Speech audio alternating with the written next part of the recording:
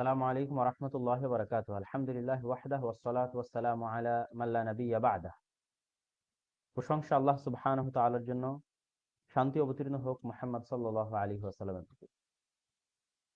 বর্তমান বাংলাদেশ তার ইতিহাসের এক ক্রান্তি লগ্নে এসে দাঁড়িয়েছে। দীর্ঘ ১৫ বছরের স্বৈর শাসনের বিদায়ের মাধ্যমে আজ ছাত্র জনতার বিপ্লবের যে আনন্দ, সেই আনন্দের মধ্যেও আমরা এমন কিছু সংবাদ শুনতে পাচ্ছি এবং এমন কিছু দৃশ্য দেখতে পাচ্ছি যা চরম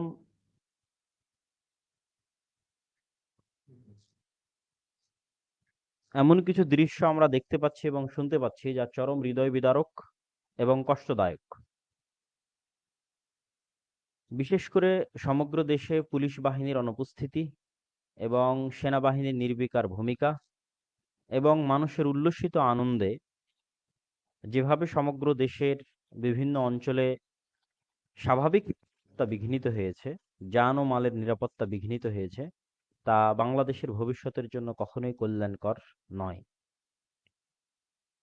আমি সকলকে, যারা আমার এই লাইভটি দেখছেন, দেশের প্রত্যেক মানুষকে, যারা বাংলাদেশকে ভালোবাসেন, প্রিয় দেশবাসীকে আমি উদাত্ত আহ্বান জানাতে চাই যে আমাদের নবী মুহাম্মদ সাল্লাল্লাহু আলাইহি ওয়াসাল্লাম তার চরম শত্রুদের প্রতিও ক্ষমা প্রদর্শন করেছেন।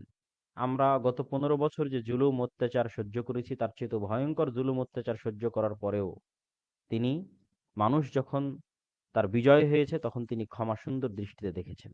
ক্ষমা আল্লাহ সুবহানাহু ওয়া তাআলার গুণ, ক্ষমা নবীদের গুণ, ক্ষমা মুহাম্মদ সাল্লাল্লাহু আলাইহি ওয়াসাল্লামের গুণ। রাসূল সাল্লাল্লাহু আলাইহি ওয়াসাল্লাম বলেন, আল মুসলিমু মান সালিমা আল মুসলিমু মিন লিসানিহি ওয়া ইয়াদিহি। মুসলমান সেই যার হাত এবং যার মুখ থেকে অন্য মুসলমান নিরাপদ থাকে। যার হাত থেকে এবং যার মুখ থেকে অন্য মুসলিম নিরাপদ থাকে। তথা আজকে আপনি যদি কোথাও গিয়ে, সেটা আপনার যতই শত্রু হোক, তাদের বাড়িতে লুট করা, তাদের জিনিসপাতি নিয়ে যাওয়া বা কোথাও অগ্নিসংযোগ করা, সে আপনার যতই চিরন্তন শত্রু হোক, এটি কখনোই ইসলাম সমর্থিত নয়।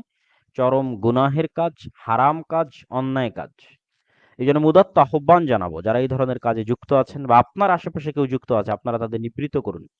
আল আমরু বিল মারুফ ওয়ান নাহি আনিল মুনকারের ভূমিকা পালন করুন। এখন যেহেতু দেশে কোনো আইন শৃঙ্খলা রক্ষাকারী বাহিনী নেই, অতএব সৎ কাজের আদেশ এবং অসৎ কাজে বাধা প্রদানের যে জিম্মেদারি মুসলমানদের উপর আছে, তা প্রত্যেক মানুষকে জরুরি ভিত্তিতে পালন করতে হবে। মানুষকে সৎ কাজের আদেশ দিতে হবে, অসৎ কাজে বাধা দিতে হবে। এই মুহূর্তে যদি আপনারা জরুরি ভূমিকা না গ্রহণ করেন সৎ কাজে আদেশ এবং অসৎ কাজে বাধা প্রদানের, তাহলে আমরা হয়তো যেই স্বাধীনতার স্বাদ নিচ্ছি, এই স্বাধীনতার স্বাদ হয়তো আমরা হারিয়ে ফেলবো। সম্মানিত উপস্থিতি, আমরা গত ১৫ বছর যে বিভেদের রাজনীতি দেখেছি, মুক্তিযোদ্ধা এবং রাজাকার নামে যে বিভেদের রাজনীতি, তা আমাদের এই দেশকে ধ্বংস করে দিয়েছে। অভাবনীয় ক্ষতি এবং অপূরণীয় ক্ষতি করে দিয়েছে। আমরা আর বিভেদের রাজনীতি দেখতে চাই না। অতএব উদাত্ত আহ্বান জানাবো, যারা বিজয়ী হয়েছেন, যারা আনন্দিত হয়েছেন, যারা উল্লসিত হয়েছেন, যারা গত ১৫ বছর মাজলুম হয়েছেন, তারা আল্লাহর সন্তুষ্টি অর্জনের জন্য ধৈর্য ধারণ করুন। বিভেদ করে প্রতিপক্ষের প্রতি প্রতিশোধ পরায়ণ হয়েন না। ইসলামের সবচেয়ে ভয়ঙ্কর এবং সবচেয়ে কঠিন হচ্ছে মানুষের জান এবং মাল। আপনার সকল গুনাহ ক্ষমা হয়ে যাবে, কিন্তু এই জান এবং মালের গুনাহ কিন্তু ক্ষমা হবে না। আল্লাহ সুবহানাহু ওয়া তাআলা অতি ন্যায়পরায়ণ, তিনি এটার বিচার করবেনই করবেন। অতএব এটা থেকে সর্বোচ্চ সতর্কতা অবলম্বন করুন। যারা এই দেশকে ভালোবাসেন, আমাদেরকে ভালোবাসেন, তারা আজ সৎ কাজের আদেশ এবং অসৎ কাজের ভূমিকা অবতীর্ণ হন। আপনার নিকটবর্তী যারাই এই ধরনের কাজে লিপ্ত হচ্ছে, তাদেরকে বাধা প্রদান করেন, তাদেরকে সৎ কাজের আদেশ দেন, অসৎ কাজে বাধা দেন। এবং দ্বিতীয় যে বিষয় নিয়ে সমগ্র দেশে প্রচুর আলোচনা হচ্ছে, সেটা হচ্ছে বিধর্মীদের উপাসনালয়। রাসূল সাল্লাল্লাহু আলাইহি ওয়াসাল্লাম বলেন, মান কাতালা মুআহাদান, মুসলমানদের সাথে চুক্তিবদ্ধ অবস্থায়, মুসলমান সরকারের নিরাপত্তা নিয়ে জিম্মি যারা দেশে বসবাস করে, মুসলিম দেশে বসবাস করে, এরকম যে কোনো বিধর্মী স্বাধীনভাবে তার ইবাদত এবং তার উপাসনা করার অধিকার পাবে। কেউ যদি কোনো মুসলিম রাষ্ট্রে বসবাসরত কোনো চুক্তিবদ্ধ কোন জিম্মি অমুসলিমকে হত্যা করে, রাসূল সাল্লাল্লাহু আলাইহি ওয়াসাল্লাম বলেছেন, সে কখনোই জান্নাতের গন্ধ পর্যন্ত পাবে না। কি ভয়ঙ্কর, কি ভয়াবহ কথা! অতএব আমরা যদি মুসলিম হয়ে থাকি, আমরা যদি রাসূল সাল্লাল্লাহু আলাইহি ওয়াসাল্লামের প্রতি বিশ্বাস করে থাকি, পরকাল দিবসের প্রতি বিশ্বাস করে থাকি, তাহলে কোশ্চিন কালে আমরা কোনো মন্দিরে আঘাত করতে পারি না, কোনো হিন্দু বিধর্মী ভাইয়ের প্রতি আঘাত করতে পারি না। বরং এখানেও আপনাদের সৎ কাজের আদেশ এবং অসৎ কাজের ভূমিকা গ্রহণ করতে হবে। নিকটস্থ যে কোনো বিধর্মীদের উপাসনালয় সংরক্ষণের ব্যবস্থা করতে হবে। এবং আমরা নিজেরাও ইতিমধ্যে উদ্যোগ নিয়েছি।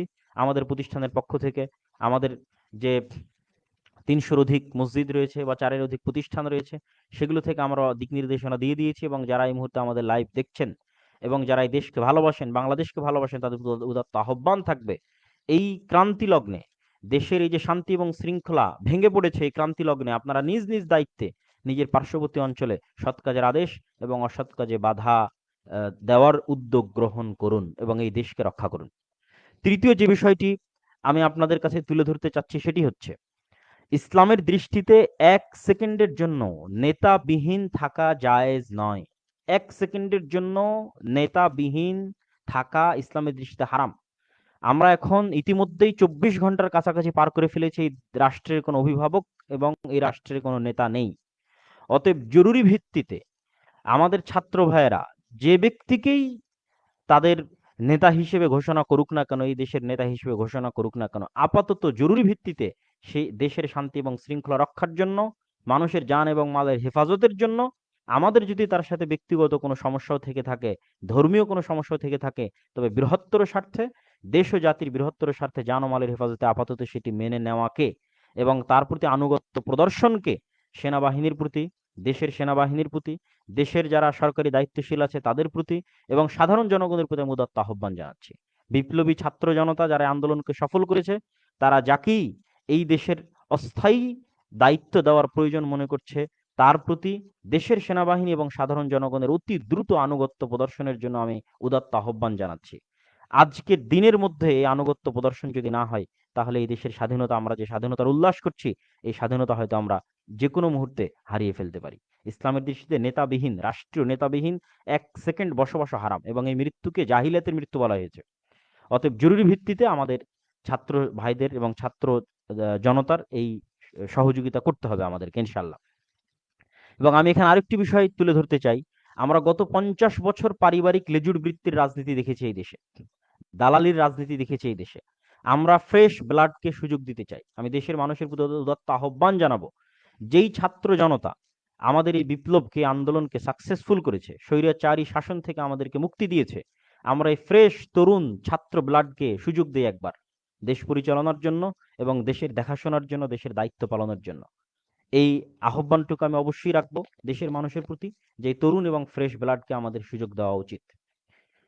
চতুর্থ অথবা পঞ্চমত, ছাত্র ভাইদের প্রতি, বিপ্লবী ছাত্র ভাইদের প্রতি যারা এই আন্দোলন সফলে নেতৃত্ব দিয়েছেন, যারা এটির সাথে সম্পৃক্ত ছিলেন, সারা বাংলাদেশের বিশ্ববিদ্যালয়, কলেজ এবং স্কুলের ছাত্র ভাইদের প্রতি আমার উদাত্ত আহ্বান থাকবে যে ১৯৭১ সালে ভারতের সহযোগিতায় দেশ স্বাধীন করে গত ৫৩ বছর যাবৎ তাদের কৃতজ্ঞতার নামের যে দাসত্বের গ্লানি আমরা বহন করেছি, কথায় কথায় যে আমরা নাকি একাই স্বাধীন হতে পারতাম না, ভারত আমাদের স্বাধীন করে দিয়েছে, এই এবং পাকিস্তান সেনাবাহিনী আমাদের কাছে আত্মসমর্পণ না করে ভারতের সেনাবাহিনীর কাছে আত্মসমর্পণ করেছে, এই যে গ্লানি গত ৫৩ বছর যাবৎ জাতি হিসেবে আমাদের বহন করতে হয়েছে, আল্লাহর শুকরিয়া আদায় করি যে এই ছাত্র জনতার যে বিপ্লব আজ বিজয়ী হয়েছে এবং স্বৈরাচারের যে পতন হয়েছে, এটি বিদেশি কোনো সহযোগিতায় সম্পূর্ণ হয়নি। ফালিল্লাহিল হামদ। এমনকি নির্বাচনের পূর্ব মুহূর্তে এই আধুনিক বিশ্বের সুপার পাওয়ারের যে সহযোগিতার মাধ্যমে এই স্বৈরাচার থেকে মুক্ত হওয়ার চেষ্টা ছিল, সেটিও তখন সফল হয়নি। ফলত আমি মনে করি যেই ছাত্র জনতা আজকে এই বিপ্লব সফল করেছে, তাদের বিদেশি কোনো শক্তির প্রতি দায়বদ্ধ এবং কৃতজ্ঞতা থাকার ন্যূনতম প্রয়োজন নাই। তারা এই দেশের মানুষের ৪ শতাধিক মানুষের রক্তের উপর ভিত্তি করে আজকের এই বিজয় তারা ছিনিয়ে এনেছে। অতএব তাদেরকে দায়বদ্ধ থাকতে হবে এই দেশের সাধারণ ছাত্র জনতার প্রতি, বিদেশি কোনো শক্তির প্রতি নয়।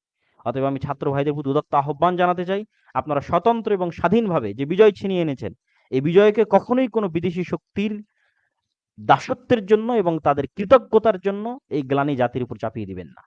দেশের সাধারণ জনগণ জীবন দিয়েছে, ছাত্র জনতা জীবন দিয়েছে, আপনাদের আমানত হচ্ছে যতক্ষণ আপনারা এই দেশের যে কোনো পর্যায়ে দায়িত্ব পালন করবেন বা আপনাদের এই সংগ্রাম অব্যাহত থাকবে, আপনাদের এই দায়বদ্ধতা যেন শুধুই বাংলাদেশের সাধারণ ছাত্র জনতার প্রতি থাকে। পরিশেষে আমি প্রবাসী ভাইদের প্রতি উদাত্ত আহ্বান জানাতে চাই যে বাংলাদেশের যে ভয়াবহ অর্থনৈতিক অবস্থা, দেউলিয়াত্বের দ্বার প্রান্তে দাঁড়িয়ে আছে বাংলাদেশ, সেটি থেকে আপনারাই উদ্ধার করতে পারেন। যেহেতু নতুন সরকার গঠিত হতে যাচ্ছে, আশা করি অবশ্যই কল্যাণকর কিছু হবে। আপনারা অবশ্যই আপনাদের রেমিটেন্সের প্রবাহ বাড়িয়ে দিন বাংলাদেশের উদ্দেশ্যে এবং বিশেষ করে ইউরোপ এবং আমেরিকায় যে উচ্চ শিক্ষিত আমাদের যে ব্রেন ড্রেন হয়েছে, আমাদের দেশের মেধাবীরা গত 50 বছর যাবত এই দেশে মূল্যায়ন না পেয়ে ইউরোপ এবং আমেরিকায় যে পাড়ি জমিয়েছে, আমি উদাত্ত আহ্বান জানাবো নবগঠিত সরকারের প্রতি যে আপনারা এই মেধাগুলোকে মূল্যায়ন করবেন। আর আমাদের দেশ থেকে যে মেধাবী সন্তানেরা বিদেশে চলে গেছে তাদের প্রতি উদাত্ত আহ্বান জানাবো, যদি আপনারা এই দেশের জন্য কাজ করার সুযোগ পান তাহলে অবশ্যই বিদেশের উন্নত জীবন ছেড়ে দিয়ে বাংলাদেশের এই মাতৃভূমির প্রতি ভালোবাসার টানে এই কাজ করার সুযোগ হয়তো বারবার আসবে না। আপনারা যার যে সেক্টরে মেধা আছে সেই মেধা নিয়ে বাংলাদেশের উন্নয়নের জন্য ঝাঁপিয়ে পড়ুন এবং ঝাঁপিয়ে পড়ার নিয়ত রাখুন। আর নবগঠিত সরকারের প্রতি উদাত্ত আহ্বান জানাবো যে আপনারা লেজুর ভিত্তিক মানুষের, যেহেতু এই আন্দোলনের শুরুই হয়েছিল কোটার বিরুদ্ধে তথা যোগ্যতা এবং মেধাকে মূল্যায়ন করা, অতএব প্রবাসে যে সমস্ত গত 50 বছর যে মেধাবীরা এই দেশ থেকে পাচার হয়ে বিভিন্ন দেশে চলে গেছে, আপনারা সেই সমস্ত মেধাবীদের মূল্যায়ন করবেন। কোনো প্রকার বাস বিচার ছাড়া শুধুমাত্র মেধার ভিত্তিতে প্রবাসীদের আহ্বান জানাবেন যেন ইউরোপ এবং আমেরিকা থেকে আমাদের মেধাবী ছাত্র, মেধাবী শিক্ষক, মেধাবী গবেষক, মেধাবী টেকনিশিয়ান, মেধাবী ইঞ্জিনিয়ার সকলেই যেন এই দেশে এসে এই দেশের উন্নয়নের জন্য ঝাঁপিয়ে পড়ে এই দেশের উন্নয়নের জন্য কাজ করে। সম্মানিত উপস্থিতি, আজকের আমার এই বক্তব্যটা অতি জরুরি ভিত্তিতে কিছু দিক নির্দেশনা দেওয়ার জন্য ছিল। আমি যেটি গত পোস্টে আমি আপনাদের বলেছিলাম যে আমি অচিরেই বাংলা ভবিষ্যৎ বাংলাদেশের রূপরেখার জন্য আমার মাথায় যে চিন্তা ভাবনা আছে সেটি লিখিত আকারে এবং ভিডিও বক্তব্য আকারে আপনাদেরকে দিব। আশা করছি সেটি আজকে রাতে অথবা আগামীকাল সকাল হতে হতে ইনশাল্লাহ আপনারা প্রথমত শুরুতে আগে ভিডিও আকারে পাবেন, তারপরে ইনশাল্লাহ সময় সাপেক্ষে লিখিত আকারেও আমি ভবিষ্যৎ বাংলাদেশ নিয়ে আমার যে রূপরেখা আছে সেটি পেশ করবো ইনশাআল্লাহ। তো সেই ভিডিওটি অবশ্যই দেখবেন। আর আজকে এই ইনস্ট্যান্ট সময় দেশে জাতির প্রতি যে সংক্ষিপ্ত আহ্বান জানালাম, প্রথমত প্রতিশোধ পরায়ণ না হওয়া, ক্ষমা করে দিন, অন্তর থেকে ক্ষমা করে দিন, আল্লাহর সন্তুষ্টির জন্য ক্ষমা করে দিন। দেশের রাষ্ট্রীয় সম্পদ ধ্বংস করিয়েন না, মানুষের অন্যের সম্পদ ধ্বংস করিয়েন না। কে আপনার প্রতি 15 বছর জুলুম করেছে সেটা দেখিয়েন না। আমরা 15 বছর মুক্তিযোদ্ধা রাজাকারের বিভেদ দেখে এসেছি, দয়া করে এই বিভেদ থেকে, এই রাজনীতির বিভেদ থেকে বাংলাদেশকে মুক্তি দিন। বাংলাদেশে মানুষের শান্তিপূর্ণ বসবাসের একটা পরিবেশ তৈরি করে দিন। দ্বিতীয়ত, যারা আমার বক্তব্য দেখছেন বাংলাদেশকে ভালোবাসেন, তারা আল আমরু বিল মারুফ ওয়ান নাহি আনিল মুনকারের দায়িত্ব পালন করুন। এটাই সুযোগ দায়িত্ব পালন করার।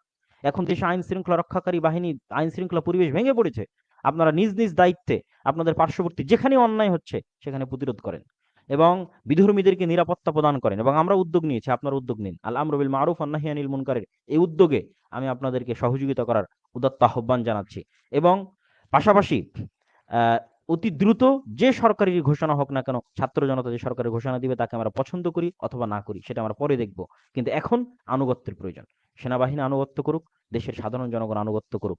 পাশাপাশি ছাত্র জনতার প্রতি দত্ত আহ্বান থাকবে, আপনারা শুধু এই দেশের মানুষের রক্তের উপর ভিত্তি করে বিজয় ছিনিয়ে এনেছেন, অতএব বিদেশি কোনো রাষ্ট্রের প্রতি যেন আপনাদের দায়বদ্ধতা না থাকে, আপনাদের দায়বদ্ধতা যেন শুধু এই রাষ্ট্রের জনগণের প্রতি থাকে।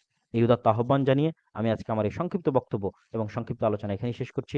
আশা করি বাংলাদেশের ভবিষ্যৎ উজ্জ্বল হবে, আল্লাহ বাংলাদেশের স্বাধীনতাকে অক্ষুণ্ণ রাখবে, এই ভূখণ্ডে আমাদের পরবর্তী প্রজন্ম স্বাধীন হিসেবে জীবনযাপন করতে পারবে। এই আশা, এই দোয়া আল্লাহ সুবহানাহু ওয়া তাআলার দরবারে রেখে দেশবাসীর প্রতি সংক্ষিপ্ত বক্তব্য, দেশ ও জাতির প্রতি সংক্ষিপ্ত বক্তব্য শেষ করে এখানেই বিদায় নিচ্ছি। ইনশাআল্লাহ পরবর্তী ভিডিওতে অবশ্যই বাংলাদেশের ভবিষ্যৎ রূপরেখা দেখার এবং সেটি ব্যাপক হারে প্রচার করার উদাত্ত আহ্বান জানিয়ে আমার বক্তব্য এখানেই শেষ করছি। ওয়া আখিরু দাওয়ানা আনিল হামদুলিল্লাহি রাব্বিল আলামিন। আসসালামু আলাইকুম ওয়া রাহমাতুল্লাহি ওয়া বারাকাতুহু।